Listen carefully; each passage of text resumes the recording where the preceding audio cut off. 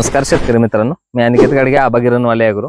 आपण जी युट्यूबला आपल्या सिरीज घेत आहे आबा गिरणवाले ॲग्रो चॅनलवरती आले लागवडीपासून ते आले काढणीपर्यंतची संपूर्ण जी माहिती आहे, लागवडीपासून काय करायचं ते काढणीपर्यंत काय प्रोसिजर मध्ये ज्या प्रोसिजर येतात याची सिरीज घेत आहे. याचा दुसरा जो पार्ट येतो तो आहे आपल्या जमिनीची निवड, जो की सर्वात महत्वाचा. जसं बियाणं निवड आपण संपूर्ण सर्वात महत्वाची जशी बियाणे निवड राहते तशी जमिनीची निवड करणं हे अत्यंत गरजेचं असतं. जर आपली जमिनीची निवड चुकली तर भविष्यात येणारा आपला उत्पादनाचा खर्च वाढून जातो, अपेक्षित उत्पादन मिळत नाही, त्याच्यामुळे आपल्याला नफा मिळत नाही. आले शेतीमध्ये नफा मिळवताना अडचणी भरपूर येत असतात. अशा कंडिशनला शेतकऱ्यांनी काय करायचं आहे याच्याबद्दल आपण या सिरीजमध्ये माहिती घेणार आहे. जो आपली आत्ताचा आहे जमिनीची निवड, याच्यामध्ये 4 ते 5 पॉईंट येतात. पहिला पॉईंट राहतो की जमीन कशा पद्धतीची असावी. दुसरी गोष्ट राहते जमिनीमध्ये आधी कोणती पिकं घेतलेली असावीत. तिसरी गोष्ट राहते की जमिनीचा मशागत काय काय केली पाहिजे शेतकऱ्यांनी.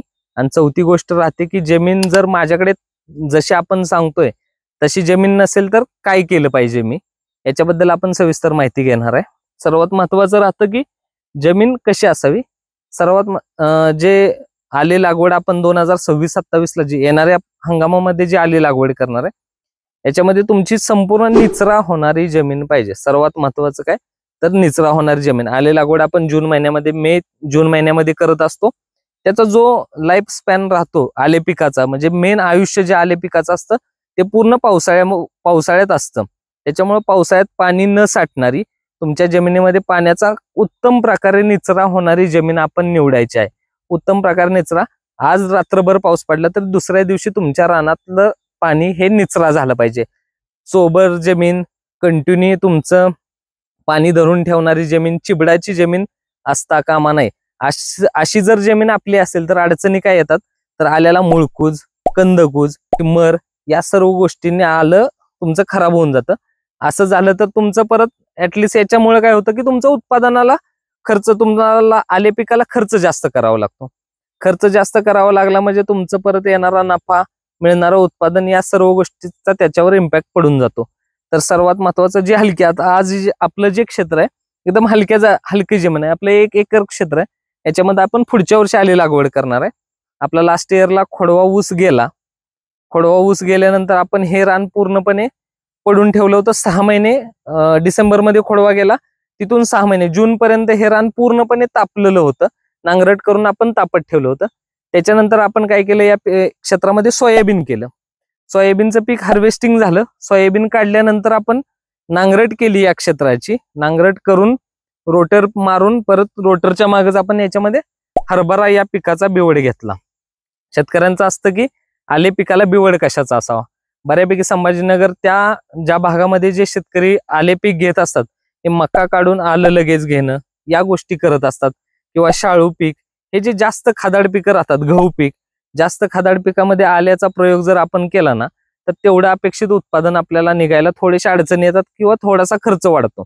जर तुम्ही हरभऱ्याचा बिवड केला तर सगळ्यात बेस्ट हरभऱ्याचा बिवड राहतो. फक्त हरभरा बिवड घेत असताना काही काळजी घ्यायची.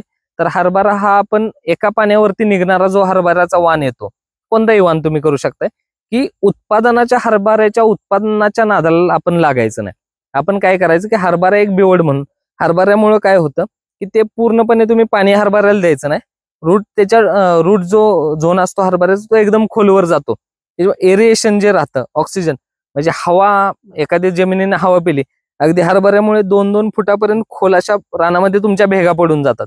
ज्याच्यामुळं पूर्ण सूर्यप्रकाश खालीपर्यंत जातो, एरिएशन चांगलं होतं, रान हवा चांगली पेतं.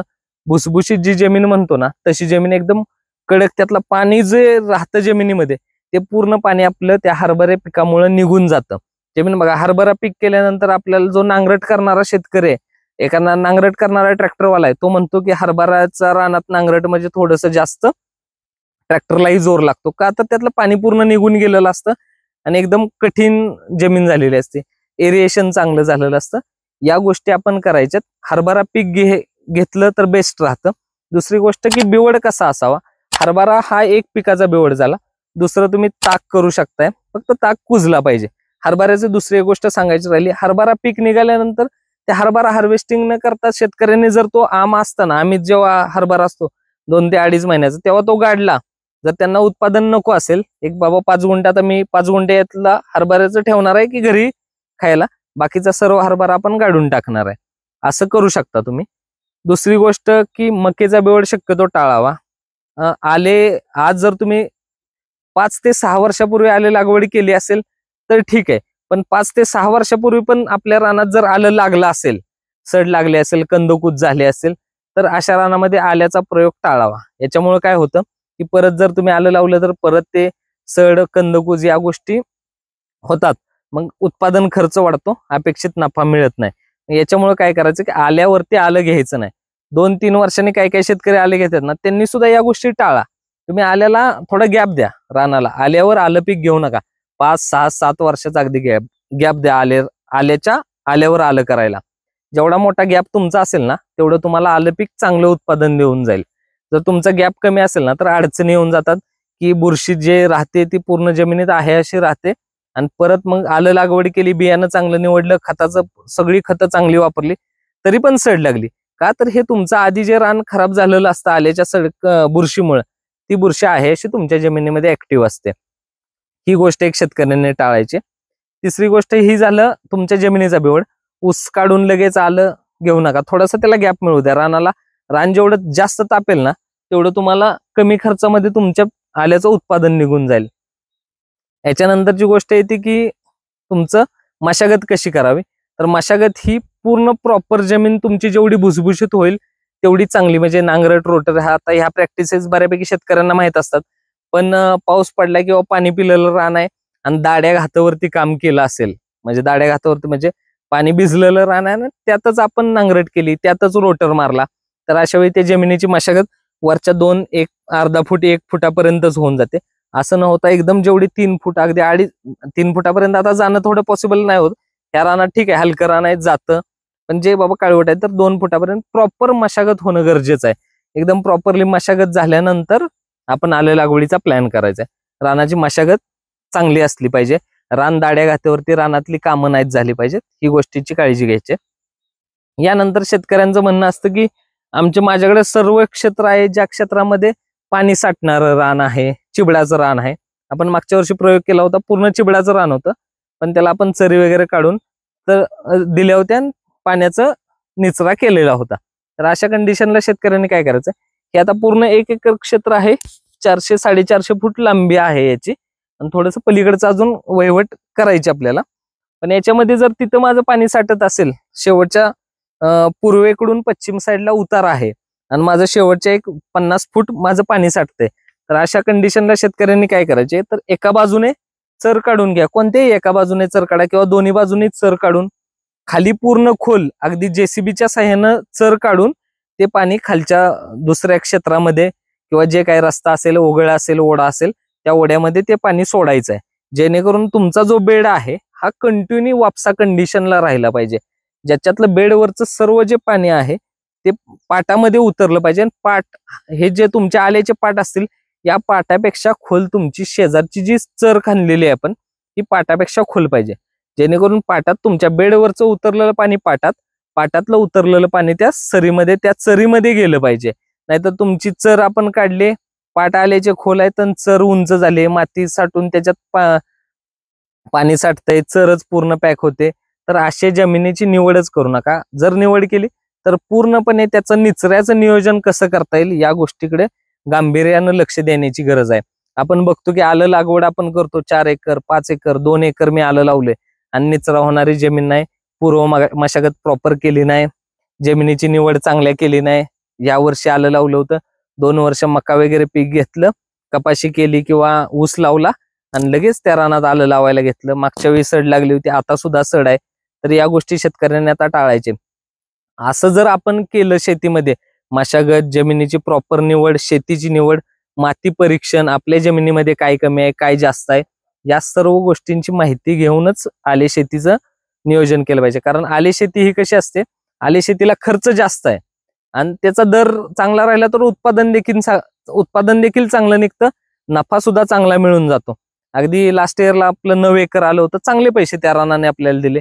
परत आपलं आलं 1-1.5 एकर क्षेत्र होतं, ज्याच्यामध्ये आपण झालं की बाबांनो 3 वर्षापूर्वी आलं लावलं होतं आणि परत त्या रानामध्ये आलं लावलं, तर 3 वर्षापूर्वी आपल्याला 55 गुंठ्यामध्ये अगदी 61 गाड्या आपण बियाण्याला आलं काढलं होतं.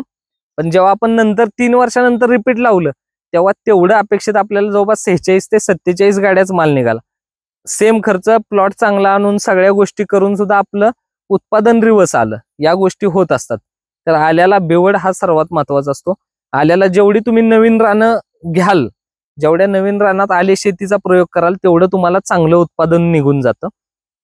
आणखी तुम्हाला आले शेतीबद्दल आणखीन काही माहिती जाणून घ्यायसाठी आपली पुढची व्हिडिओ येणारच आहे, ज्याच्यामध्ये आपण सेंद्रिय कर्ब कसा वाढवायचा, जमिनीमध्ये शेणखताचा वापर, मळीचा, कंपोस्ट खताचा वापर कसा करायचा याच्याबद्दल माहिती घेणार आहे. अशाच माहितीपूर्ण व्हिडिओसाठी आमच्या युट्यूब चॅनलला सबस्क्राईब करा. आणखीन जर आपल्याला आले शेतीबद्दल माहिती पाहिजे असेल, आपला प्लॉट जर आपण 2026-27 ला आले लागवडीचा प्लॅन करणार असाल तर आपला प्लॉट रजिस्टर करा. आमच्या व्हॉट्सअपला कॉन्टॅक्ट करा.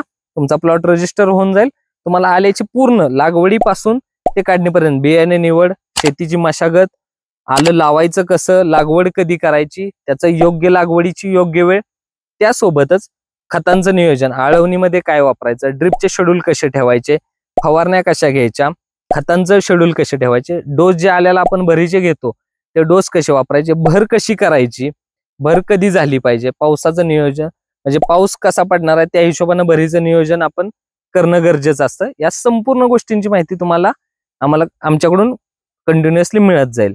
धन्यवाद.